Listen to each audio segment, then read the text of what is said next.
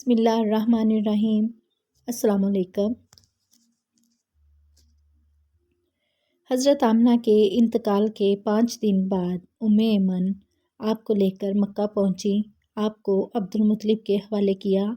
آپ کے یتیم ہو جانے کا انہیں اتنا صدمہ تھا کہ بیٹے کی وفات پر بھی اتنا نہیں ہوا تھا۔ عبد المطلب کے لیے کعبہ کے سائے میں ایک قالین بچھایا جاتا تھا، وہ اس پر بیٹھا کرتے تھے۔ ان کا احترام اس قدر تھا کہ کوئی اور اس قالین پر بیٹھا نہیں تھا، چنانچہ ان کے بیٹے اور قریش کے سردار اس قالین کے چاروں طرف بیٹھتے تھے، لیکن رسول اللہ صلی اللہ علیہ وآلہ وسلم وہاں تشریف لاتے تو سیدھے اس قالین پر جا بیٹھتے۔ اس وقت آپ ایک تندرست لڑکے تھے۔ آپ کی عمر 9 سال کے قریب ہو چلی تھی۔ آپ کے چچا عبد المطلب کے ادب کی وجہ سے آپ کو اس قالین سے ہٹایا نہیں جاتا تھا، تو عبد المطلب کہتے میرے بیٹے کو چھوڑ دو، اللہ کی قسم یہ بہت شان والا ہے۔ پھر وہ آپ کو محبت سے اس فرش پر بٹھاتے، آپ کی کمر پر شفقت سے ہاتھ پھیرتے، آپ کی باتیں سن سن کر حد درجے خوش ہوتے رہتے۔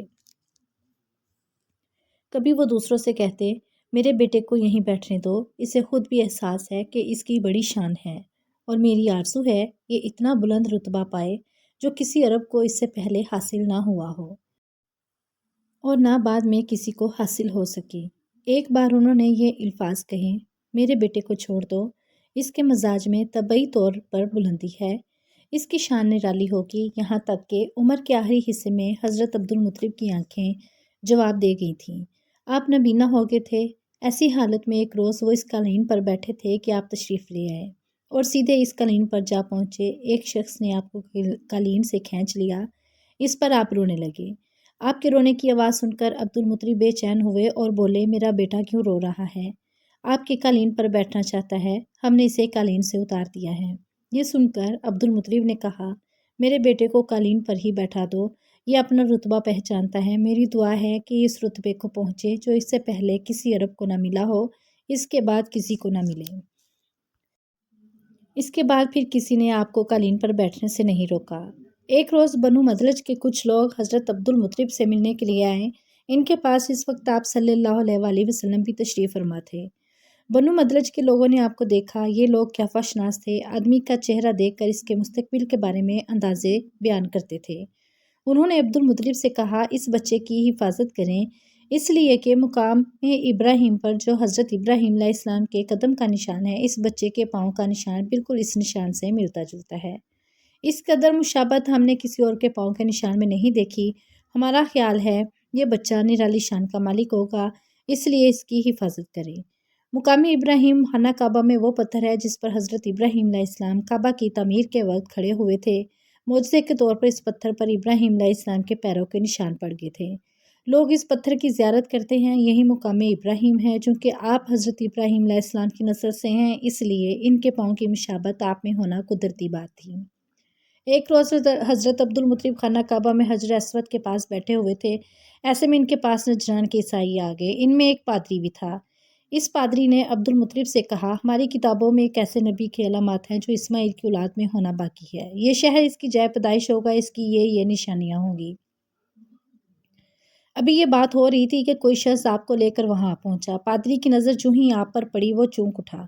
آپ کی آنکھوں، کمر اور پیروں کو دیکھ کر وہ چلا اٹھا وہ نبی یہی ہے، یہ تمہارے کیا لگتے ہیں؟ عبد المطلب بولے یہ میرے بیٹے ہیں۔ اس پر وہ پادری بولا اوہ تب یہ وہ نہیں، اس لیے کہ ہماری کتابوں میں لکھا ہے اس کے والد کا انتقال اس کی پیدائش سے پہلے ہو جائے گا۔ یہ سن کر عبد المطلب بولے یہ دراصل میرا پوتا ہے، اس کے باپ کا انتقال اس وقت ہو گیا تھا جب یہ پیدا بھی نہیں ہوا تھا۔ اس پر پادری بولا ہاں یہ بات ہوئی نا، آپ اس کی پوری طرح حفاظت کریں۔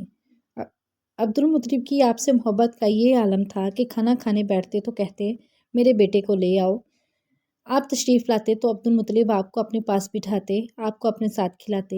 بہت زیادہ عمر والے ایک صحابی حیدہ بن معاویہ رضی اللہ عنہ کہتے ہیں میں ایک مرتبہ اسلام سے پہلے جاہلیت کے زمانے میں حج کے لیے مکہ معظمہ گیا، وہاں بیت اللہ کا طواف کر رہا تھا۔ میں نے ایک ایسے شخص کو دیکھا جو بہت بوڑھا اور بہت لمبے قد کا تھا۔ وہ بیت اللہ کا طواف کر رہا تھا۔ اور کہہ رہا تھا اے میرے پروردگار میری سواری کو محمد کی طرف پھیر دے اور اسے میرا دست و بازو بنا دے۔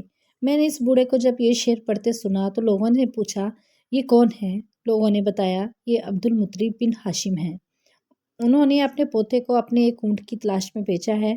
وہ اونٹ گم ہو گیا ہے اور وہ پوتا ایسا ہے جب بھی کسی گم شدہ چیز کی تلاش میں سے بھیجا جاتا ہے تو وہ چیز لے کر ہی آتا ہے۔ پوتے سے پہلے یہ اپنے بیٹوں کو اس اونٹ کی تلاش میں بھیج چکے ہیں لیکن وہ ناکام لوٹ آئے ہیں۔ اب چونکہ پوتے کو گئے ہوئے دیر ہو گئی ہے اس لیے پریشان ہیں اور دعا مانگ رہے ہیں۔ تھوڑی ہی دیر گزری تھی کہ میں نے دیکھا کہ آپ صلی اللہ علیہ وآلہ وسلم اونٹ کو لے کر تشریف لا رہے ہیں۔ عبد المطلب نے آپ کو دیکھ کر کہا میرے بیٹے میں تمہارے لیے اس قدر فکر مند ہو گیا تھا کہ شاید اس کا اثر کبھی میرے دل سے نہ جائے۔ عبد المطلب کی بیوی کا نام رقیہ بنت ابو سیفی تھا۔ وہ کہتی ہیں قریش کئی سال سے سخت قحط سالی کا شکار تھا۔ بارشیں بالکل بند تھی، سب لوگ پریشان تھے۔ اسی زمانے میں نے ایک خواب دیکھا۔ کوئی شخص خواب میں کہہ رہا ہے اے قریش کے لوگوں تم میں سے ایک نبی ظاہر ہونے والا ہے، اس کے ظہور کا وقت آ گیا ہے، اس کے ذریعے تمہیں زندگی ملے گی، یعنی خوب بارشیں ہوگی، سرسبزی اور شادابی ہوگی۔ تم اپنے لوگوں میں سے ایک ایسا شخص تلاش کرو جو لمبے قد کا ہو، گورے رنگ کا ہو، اس کی پلکیں گھنی ہوں، بھویں اور ابرو ملے ہوئے ہوں۔ وہ شخص اپنی تمام اولاد کے ساتھ نکلے اور تم میں سے ہر خاندان کا ایک ایک آدمی نکلے، سب پاک صاف ہوں اور خوشبو لگائیں۔ وہ حجر اسود کو بوسہ دیں، پھر جب جبل ابو قیس پر چڑھ جائیں، پھر وہ شخص جس کا حلیہ بتایا گیا ہے آگے بڑھے اور بارش کی دعا مانگے اور تم سب آمین کہو تو بارش ہو جائے گی۔ سیرت النبی ابھی جاری ہے، نیکسٹ پارٹ لے کر میں کل حاضر ہوں گی۔ تب تک ویڈیو کو لائک کریں اور چینل کو سبسکرائب کریں۔ جزاک اللہ۔